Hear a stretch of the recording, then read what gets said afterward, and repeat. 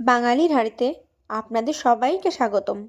আজ আমি আপনাদের দুর্দান্ত ও ইউনিক স্টাইলে ছোলা বাদামের মোচা রেসিপি করে দেখাবো। প্রথমে প্রেসার কুকারে কেটে রাখা মোচাগুলো ও ভেজানো ছোলা বাদাম ও 3টি ছোট সাইজের আলু দিয়ে 1 কাপ জল দিয়ে দেব ও প্রেসারে বসিয়ে দেব। 3টি সিটি মারার পরে 5 মিনিট রেস্টে রেখে দিয়ে ঢাকনা খুলে আলু ও বাদামগুলো তুলে নেব। এবারে কড়াইয়ে তেল গরম করে তাতে তেজপাতা, গোটা জিরে, পেঁয়াজ কুচি ও টমেটো কুচি দিয়ে তার মধ্যে 1 চামচ আদা বাটা, 1 চামচ রসুন বাটা ও 1 চামচ কাঁচা লঙ্কা বাটা দিয়ে দেব। তারপর স্বাদ অনুসারে লবণ, হলুদ ও কাশ্মীরি লঙ্কার গুঁড়ো দিয়ে তাতে মশলা ধোয়া জল দিয়ে দেব, যাতে মশলা না লেগে যায়। এরপর সেদ্ধ করা কাঁচা বাদাম ও ছোলা দিয়ে দেব। ভালো করে মশলা কষিয়ে নেব।